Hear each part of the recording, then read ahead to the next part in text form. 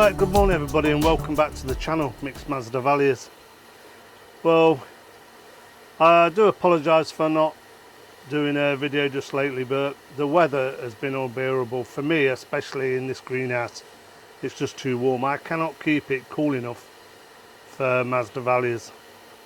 I know a lot of people grow these now, and I know a lot of people have similar problems to me.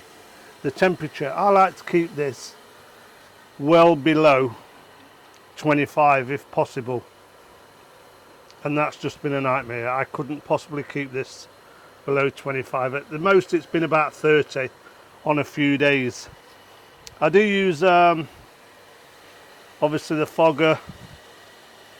I use the cooling, I forgot the name of it, but you know, the cooling tank.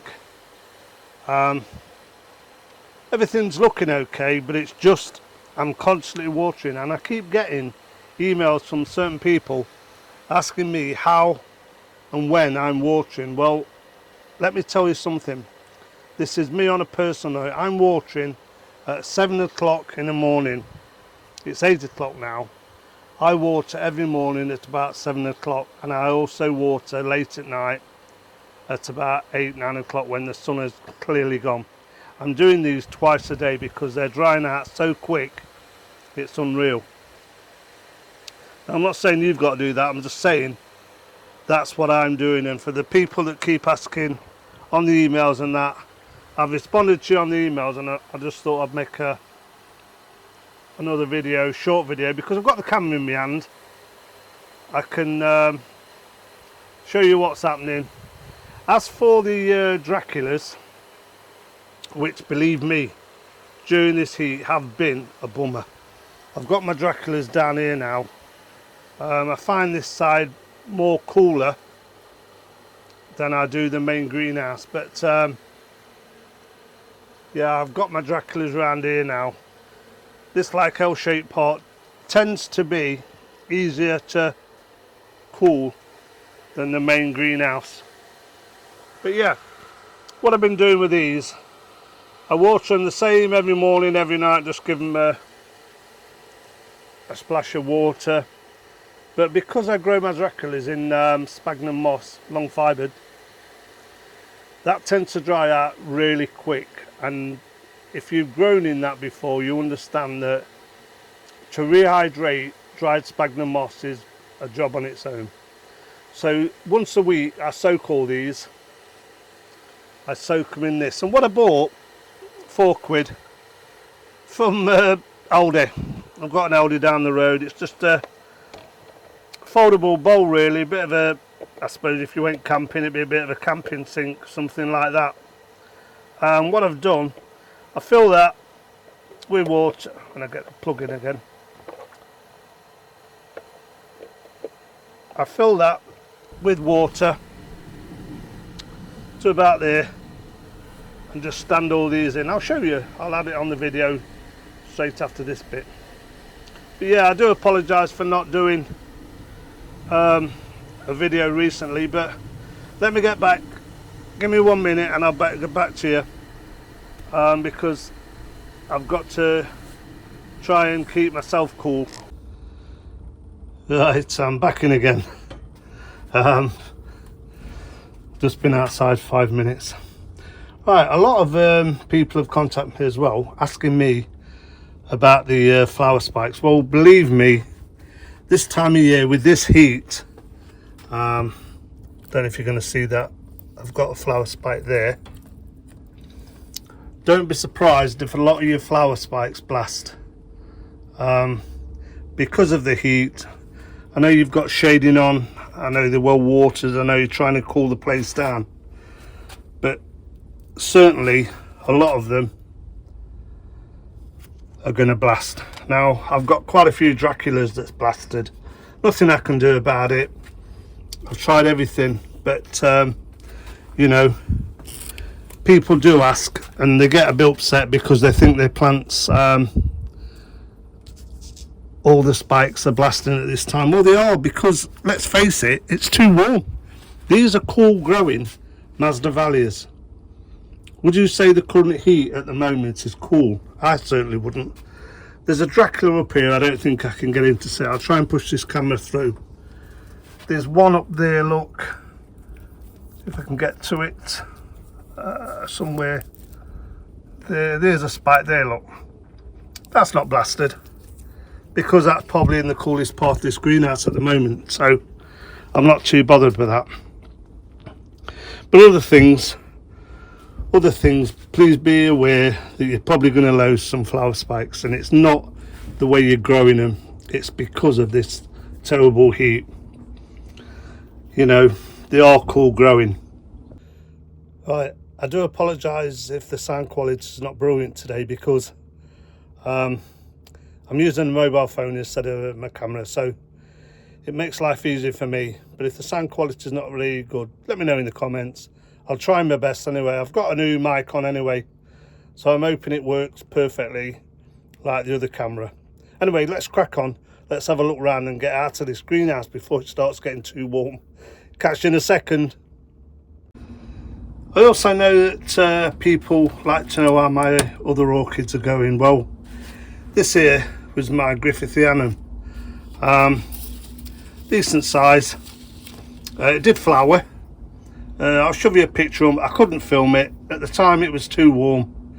But it did flower. It had about 3 or 4 big flowers on it. It was beautiful. I pushed it on Instagram. But I'll put a picture on the video. Also my what's this one called? I always forget this one.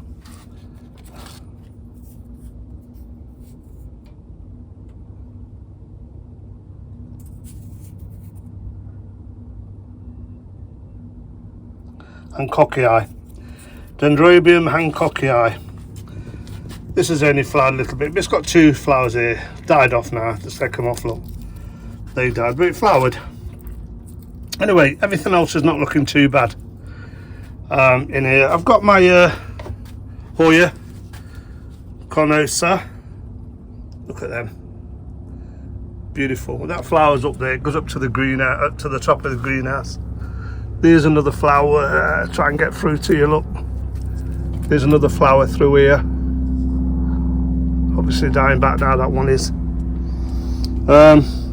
Everything else is done. I can't really get in nowadays because the greenhouse is packed.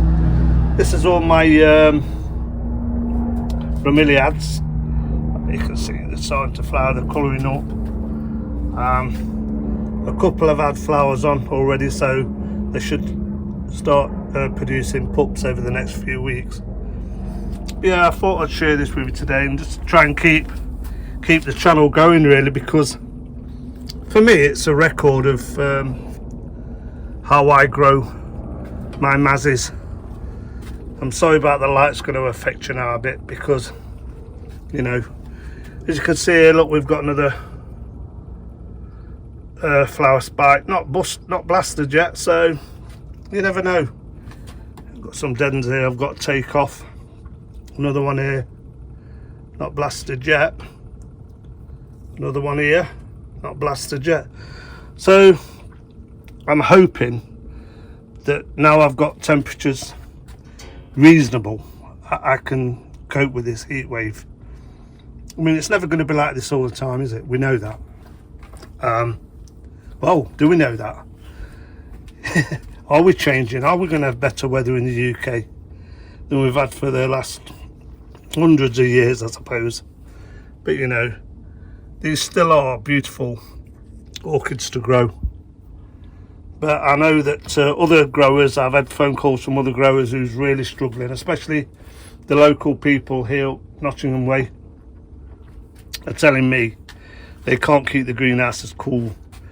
You know, I've been to visit a couple of them. We put extra shading on. They've got the fans set. I've actually changed my fans now to come on instead of being on full time, which is just running away with electricity, and all it's doing is moving the hot air around the greenhouse, and it's not cooling. It's not a cooling effect once you've got warm air in a greenhouse. This small air conditioning unit down there, right, the cooler's just come on, so we're obviously hitting the temperatures now. know the lights are going to look like they're flashing, but they're not flashing. But I'm sure you can hear that.